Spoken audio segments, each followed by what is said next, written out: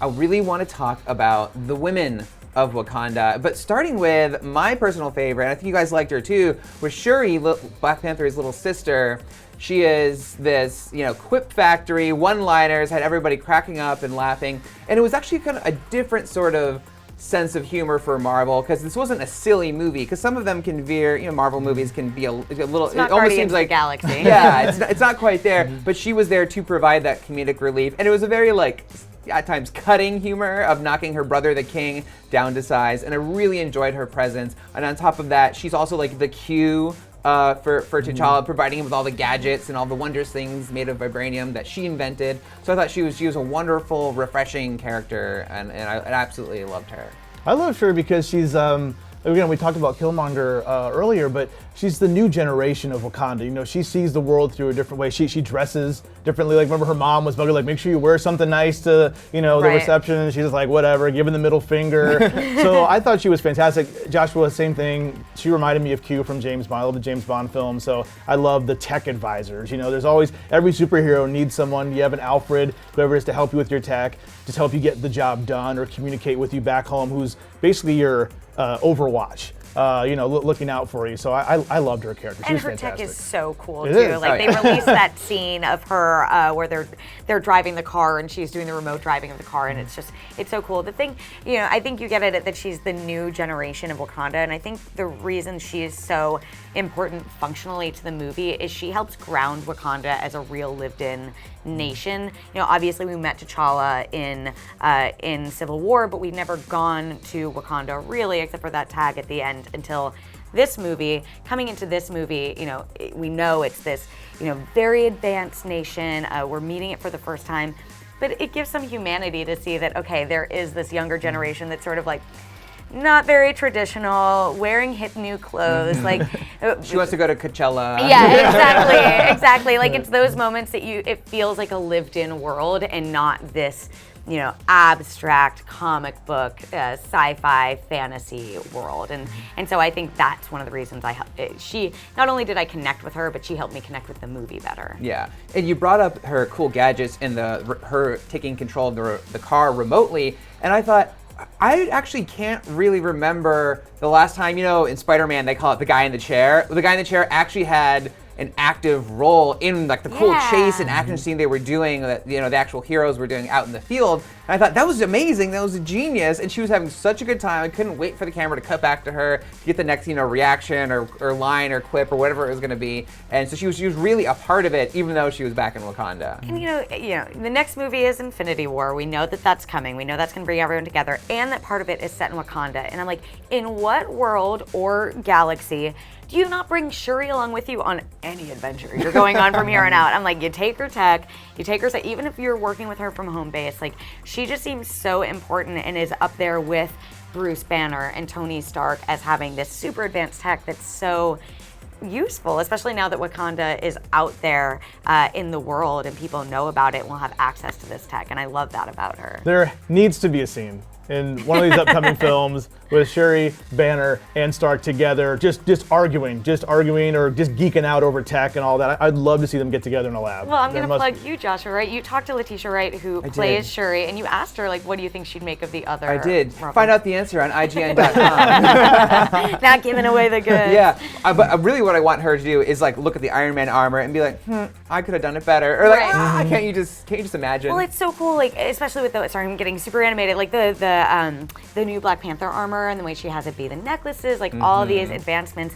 And I like also that we love her and we're endeared by her, but there is this tension within the other members of Wakandan society, especially the other leaders, who look at her and see the way she's a little disrespectful about tradition and don't respect that. And I like the layers that adds to the movie. The moment T'Challa and Shuri kind of balance each other out because he is a little more traditional and she's new age. So I think he needs to learn some things from her and she needs to learn some things from him. So hopefully in Black Panther 2, we'll see more of that connection. And I like she got in on the fight at the end as well. Like she was challenging Killmonger. Those are great, like gauntlets. I love out of all of her amazing tech, she gives herself the most badass 2 giant panther gauntlets on her arms that shoot lasers. Well, if you think about it, I mean, I'm calling out to Infinity War trailers that are out, but T'Challa has that line where he's like, get that man a shield. presumably she's the one who made Steve Rogers that shield, so that's pretty. And maybe makes Thor a new hammer,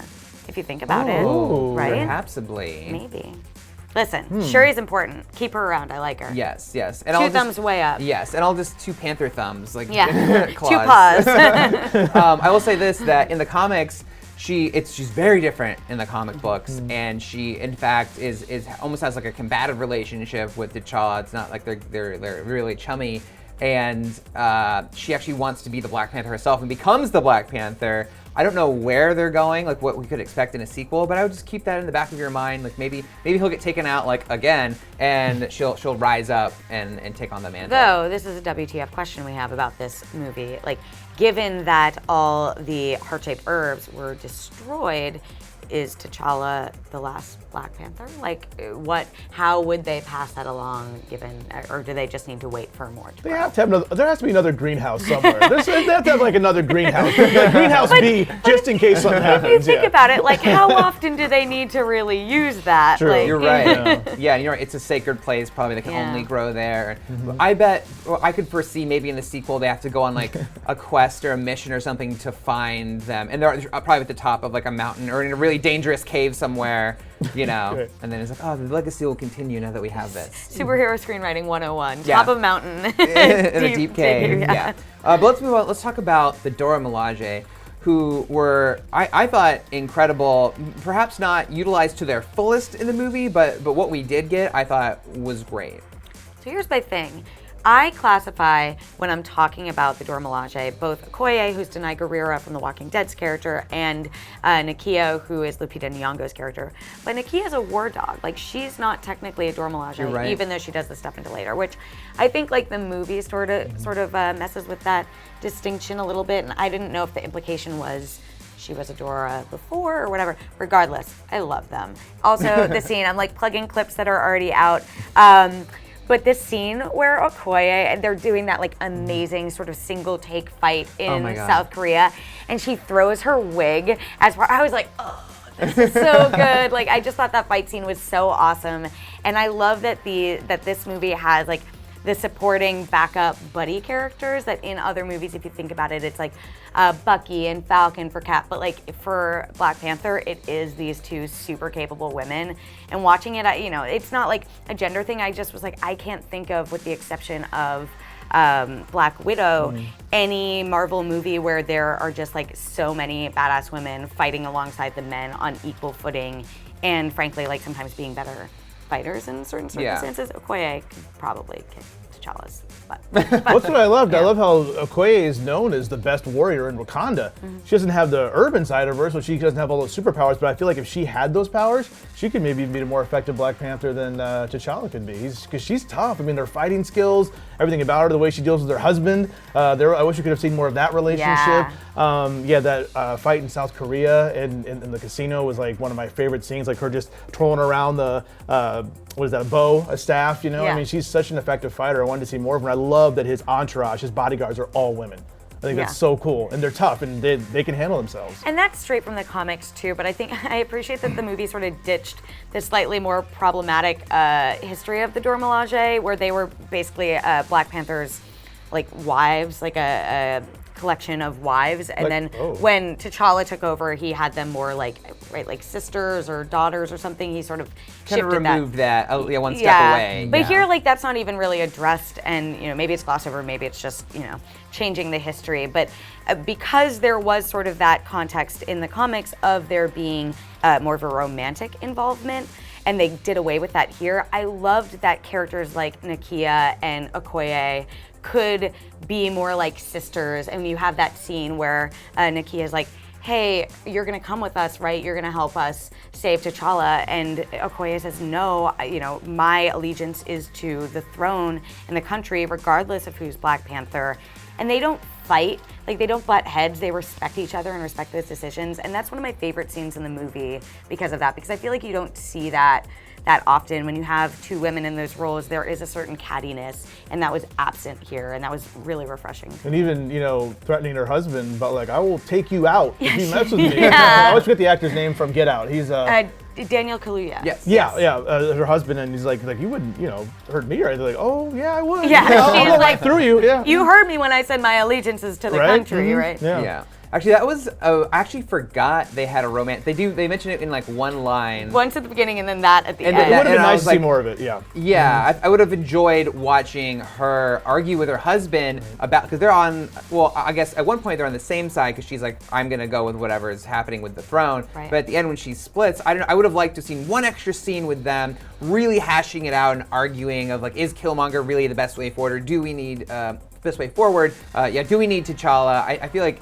that they were kind of missing something there. And with the Dora Milaje, I really love them, but I did feel like kind of what you were saying is I would have liked to have learned a little more about like their history and just how they operate and what is their relationship to the king. Let us know what you thought in the comments. And hey, if you want some more Black Panther content, we made a list of all of our WTF questions we had from the movie. And also we did a breakdown explaining exactly what the end credit scenes mean. And be sure to follow and subscribe wherever you like to watch IGN.